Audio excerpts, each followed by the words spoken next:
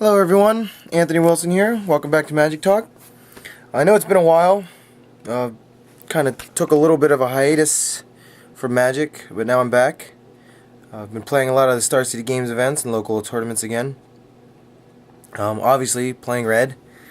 I'm going to go over the list that I'm playing here in a little bit. That's what we'll be talking about today. Also, that me and Lindsay got a new gig. We've been making 3D cards.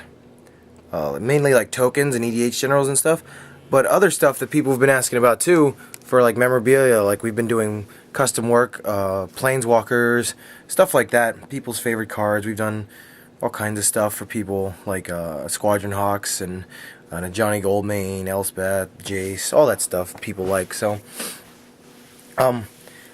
what we do now is we have a table set up at Star City Games events, where we will be making 3D cards for everyone. Mainly Lindsay. I help out, but she'll be doing them herself.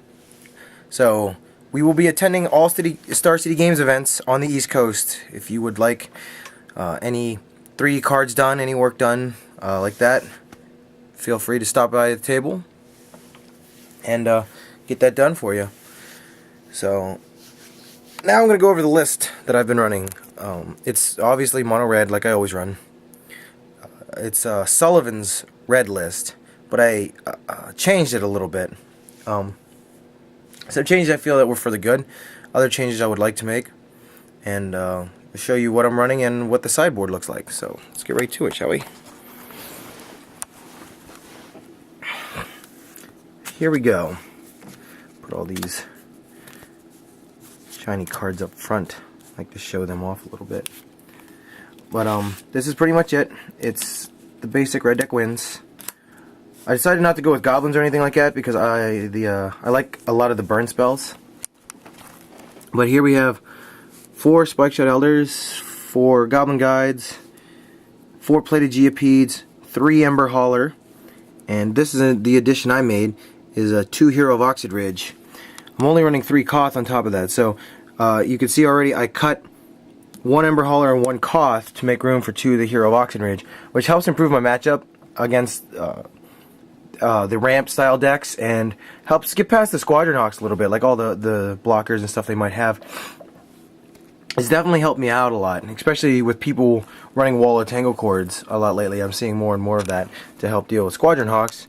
It's also really good against me, so this guy definitely helps get past all that, and it's saved me on more than one occasion. So that's that. The spell suit is 4 Burst Lightning. I cut the Stagger Shocks and put the Arc Trails in the main deck. I like this much better than Stagger Shock, mainly due to the mana cost. It only costs 2, and it 2-for-1s like constantly. So I really like this. It helps get them blockers out of the way. So until I start seeing some bigger dudes or anything that requires me to throw some more damage at my opponent, I'm probably going to stick with Stagger Shock because it's working really well. The 4 Lightning Bolt, 4 Searing Blaze, and then, like I said, 3 Koth. That's what the spells look like. The mana base is pretty much exactly the same. 4 Teetering Peaks, 4 Scalding Tarns, 4 Arid Mesas, and then the rest is all mountains. So pretty standard deck. Like I said, the biggest changes I made were adding the Hero of Oxid Ridge and adding the Arc Trails instead of Stagger Shock in the main deck. The matchups are pretty good. I do okay against most of the called Blade variants. The worst one being the Black Splash because of all the discard. I have a lot of trouble with that. Ramp decks kind of take down no problem.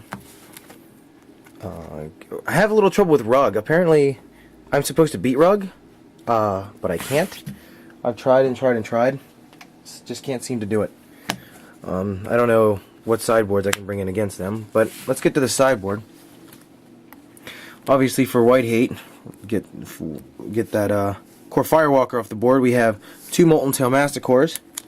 Against the ramp decks, we have the 3 Mark of Mutinies. Then I have 3 Manic Vandals, 3 Ratchet Bombs, and then this is for my local metagame. It's 4 Dragon Claws. I have these, like I said, my local meta is extremely red heavy. But I also played this in the last Standard Open. I decided to try to play with the Dragon Claws in the sideboard, and actually it came in handy on more than one occasion. It definitely helped me out a lot with all the red running around. Makes more of an appearance than you think. So this was pretty good. If you don't like the Dragon's Claws in the sideboard, these can definitely be whatever else you need them to be. Considering dropping this and running Perilous Mer in its place, because a lot of people have been running around with what's his name? Phyrexian Crusader is getting more and more popular. So might replace this with Perilous Mer to help deal with Phyrexian Crusader. Ratchet Bomb doesn't always get there, especially if I'm on the draw. And that puts him one turn ahead of me. Phyrexian Crusader is going to hit me twice before the Ratchet Bomb can actually go off.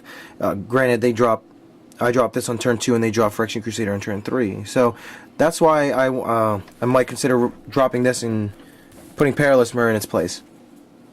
And then hopefully everything else here is pretty self-explanatory why I have it in the sideboard. Obviously for big artifacts running around, you got this guy. It's funny, the mono white Tempered Steel deck is becoming more and more popular, especially in my area. So this guy comes in handy for that. Also, it's obviously good against Tedge Control, but Wall of the Tangle Cords, this comes in against Ramp style decks, this comes in against Call Blade, this comes in against all kinds of decks. So definitely getting a lot of miles out of this guy and considering upping him to 4. So what I might do is put 4 of him, make this the 4th Manic Vandal, and then put 3 Perilous Mers in here. Something along those lines. So, getting a lot of miles out of this card. It's pretty amazing. Same with this guy, the Molten Tail Massacre. Definitely comes in a lot, and very helpful against Call Blade. I bring this in, and kind of gets me there by himself.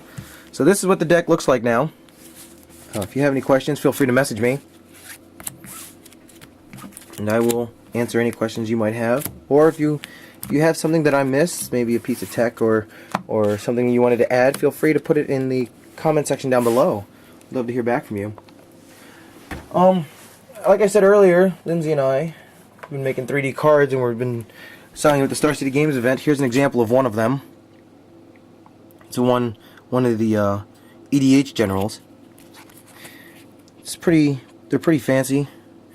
Change the background a little bit, and they're perfect for EDH or tokens. Do tokens, do all kinds of stuff. They're very durable too. They fit right into a standard size sleeve, Ultra Pro sleeve here. If I can slide this out and show you.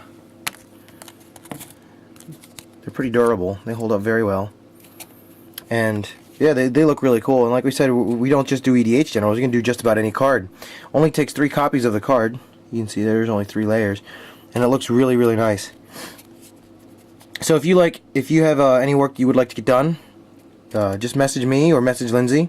I'll post her YouTube link to her channel in the comment section, or in the in the description box down below, so that you can get in contact with her. Or you can just see us at one of the Star City Games events, the upcoming standard, any of the Open series on the East Coast. We will be attending every single one from the top of Maine to the bottom of Florida.